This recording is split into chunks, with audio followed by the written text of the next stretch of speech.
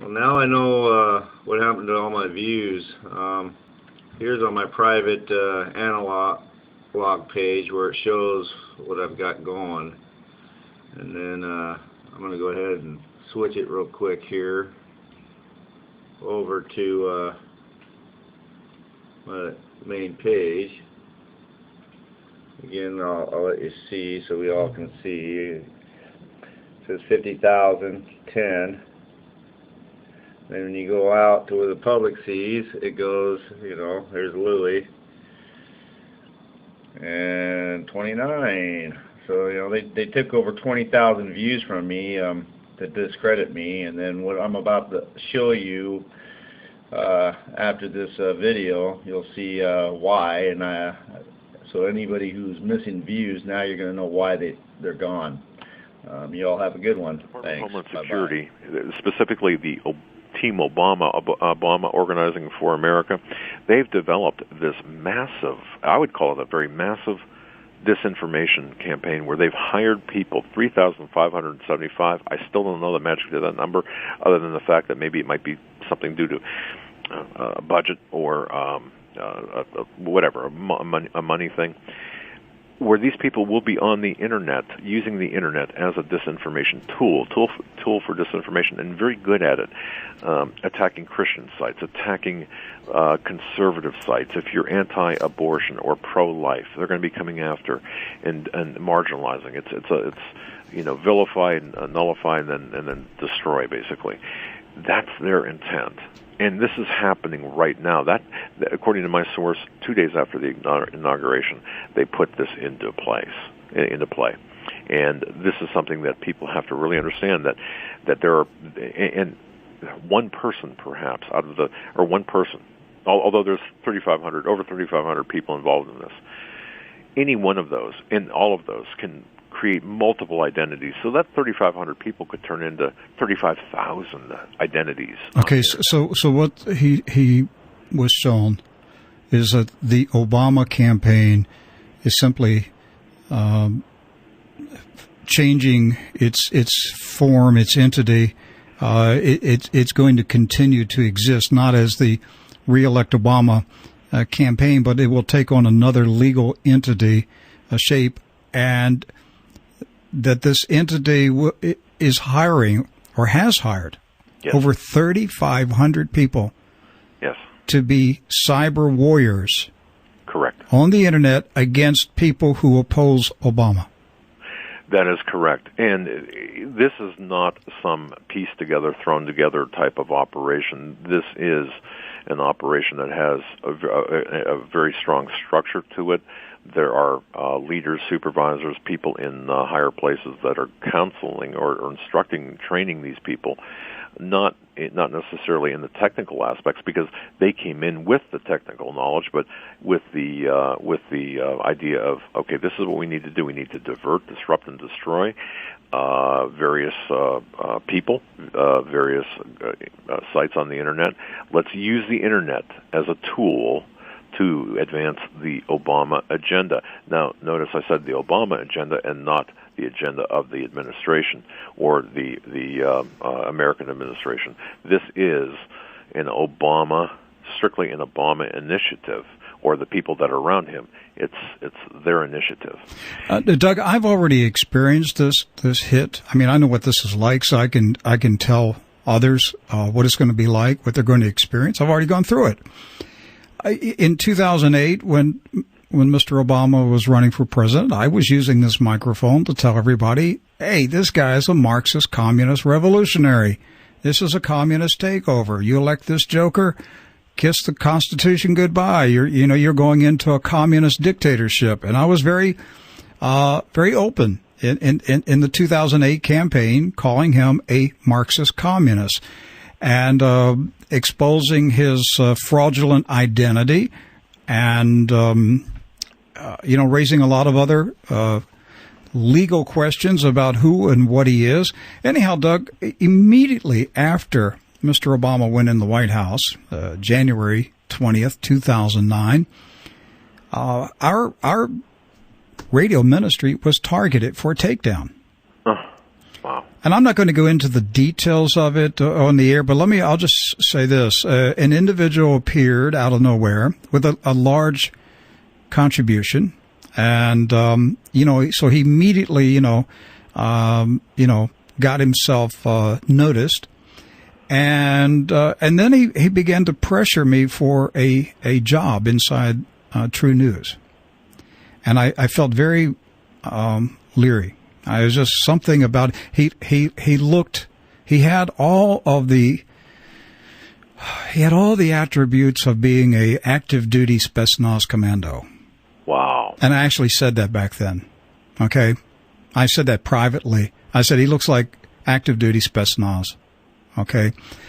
And so we rebuffed his, efforts to get inside the organization, and then he launched a cyber war on me. And for 14 months, he and his wife conducted a 24/7 cyber war against us. And they had no jobs. This was very interesting. They had no employment. And for 14 months, they lived on the internet day and night and spread lies about me. I mean, vicious lies. Right. They told some whoppers, okay? And it was having a terrible effect on us because, even some of our supporters started to believe this junk, Right. And so I really didn't know how to handle it, didn't know how to fight back. But Doug, what they were doing was that they were using multiple aliases. They were going onto the forums of Christian websites, of Patriot websites, of Prepper websites, anybody where there would be a likelihood that the people using those forums were listening to True News. And they were going onto those forums under multiple names, multiple email addresses, multiple online identities, and they would literally have conversations with themselves. Oh, yes. Okay. And I want our audience to understand how devilish this is. In other words, this individual would post a derogatory statement on a forum under a fake name, then log off and log back on under another name, and then respond to what they posted with the other fake name. Absolutely. And some of these forums would have conversations with 10, 15 people, and they're all the same person. And if you didn't know anything about this and you just went to that forum, you would think that all these people were bad-mouthing me. Exactly. But it was all one person. Okay? Now, Doug, we hired a private detective, and we hired a lawyer. And I did my own investigation. And I found I found an office that this guy had, which he didn't talk about, but I found out, and I confirmed that it was his office, and I used Google Earth, and I zoomed in on the building. And lo and behold, right there on the building was the name of the owner of the building. It was the SEIU Union. Wow. What are the odds of that? The most liberal, not liberal, the Communist Union. Of course. The Communist Union. It's the union that pushed for Obamacare. And so this is what I was up against. And then this went on for 14 months. And then, 14 months. And it was having a very devastating impact on this ministry, on our finances.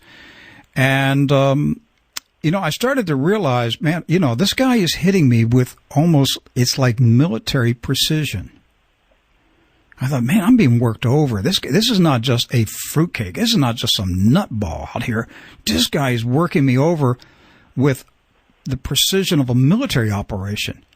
And then, after that thought came to me, Doug, I received an anonymous letter, and if that person is listening today, thank you so much. You have no idea what it did for me, but there was an anonymous letter, and inside was a small manual, and it was a U.S. Marine Corps manual on psychological warfare to bring down an enemy. Wow. And I knew, Doug, that somebody was trying to help me. somebody was trying to help me understand what was happening to me. And once I put this all together, then we went on the offensive, and suddenly the guy disappeared. I mean, disappeared, websites went down, everything disappeared, and he changed his name. It's easy to do when you have a legend, when you are a legend to begin with. Exactly, and for you, now this is a testament to you, for you to withstand that type of sustained attack is really a testament to your credibility, your no, to the Lord. Well, the Lord sustained me. Yes. Well, I was black and blue. I didn't know what was going on, but the Lord sustained me, and he supernaturally opened my eyes to understand and see that this was an attack with military precision. Now, what you're saying is that your source is telling you is that the Obama campaign has hired over 3,500 of these bums to launch a full-time attack against anybody who is opposing the Obama agenda. Exactly, and to launch accusations of racism, of bigotry, of just you name it. Whatever we've seen over the last 4 years, just I won't even say double it. It'll be an exponentially dangerous and dramatic attack against people, because you see, an informed, just as an armed populace, is a danger to these people in power. But the information, we are making a difference. I believe you're making a difference. I think we all are, in terms of informing the public, and they can't have that. They cannot have that. So rather than just pull the plug and leave everyone saying, well, what happened? It's much more effective to marginalize and to vilify you and smear the credibility of the people who are exposing the Obama operation. Exactly, because we are a society that relies on this technology, and so they know, and just as you receive that manual or something like it, is certainly being implemented. The various aspects of that are being implemented to take us out and to make us look like total fools or non-credible people. I thought it was interesting, the title that the manual gives Obama. That was one thing. My source kind of said this almost in passing, as if it was meaningless, and I thought, the Pharaoh of the Internet. I mean, really. I thought that was a very odd characterization. And we've been calling him the Egyptian Pharaoh for nearly 2 years. Well, and my question is this an in-your-face kind of statement, or because some of these people, they'll make statements or write statements, motivational or otherwise, and not realize the significance. But I'm not sure if the significance was lost on the writer of this, or if this was an intentional thing.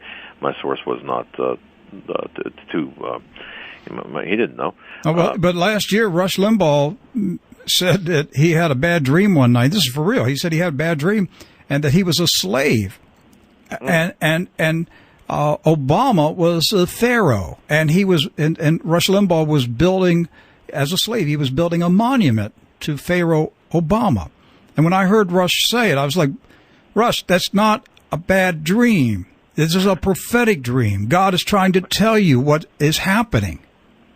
Well, haven't we seen this, Rick, with the architecture of just the architecture being used by the campaign, that was used by the campaign here recently, the Egyptian style or the old style, I don't want to say pantheon, but the appearance of the structures. Mm-hmm. In 2008, they nominated him, basically at the altar of Zeus. Right, exactly. So I think that there is dare I say this, a demonic component or an aspect to this, something that is... How about Antichrist? Well, yes. I mean, they refer to him as a Messiah, a Savior. Right. Right. He's godlike. The latest person, Chris Rock, said he's our father. We have to obey him. He's our father. And see that. And now that was one thing too. My source did not specifically reference that, but it's that type of the Hollywood glamour, the characterizations that people are